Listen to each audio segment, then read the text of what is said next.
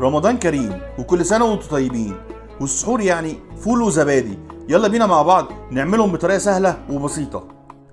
هنبدأ الأول بالفول عشان لو خلص الفول عزمته مش مسؤول. مقادير الفول: نص كيلو من الفول البلدي، ونص كوباية من العدس الأصفر اللي هتدي للفول معانا لون حلو، وجزراية وقطاية وقرن فلفل وليمونة متقطعة نصين.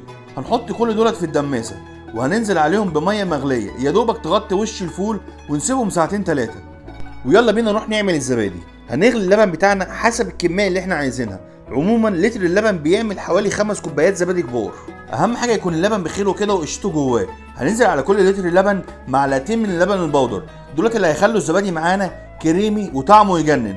هنقلبهم كويس وهننزل على كل لتر لبن بكوبايه زبادي، وهنستعمل الزبادي هنا كخميره. وهنبدا ندفي اللبن بتاعنا شويه ونبدا نصبه في الاطباق بتاعتنا، وهنحط الاطباق بتاعتنا في صينيه وهننزل عليهم شويه ميه سخنه، وبعد كده هنشيلهم في مكان دافي لمده 4 ساعات، وبعد كده هندخلهم التلاجة لمده ساعتين وكله احلى زبادي. وهنرجع تاني للفول وهنبدا نزود له كل شويه ميه مغليه لغايه لما يستوي معانا. واخر تركايه معانا معلقه من الخل، مش هتخلي الفول يسود معانا خالص. شايفين الفول بقى عامل ازاي؟ كهرمان. بألف هنا وشفا عليكم.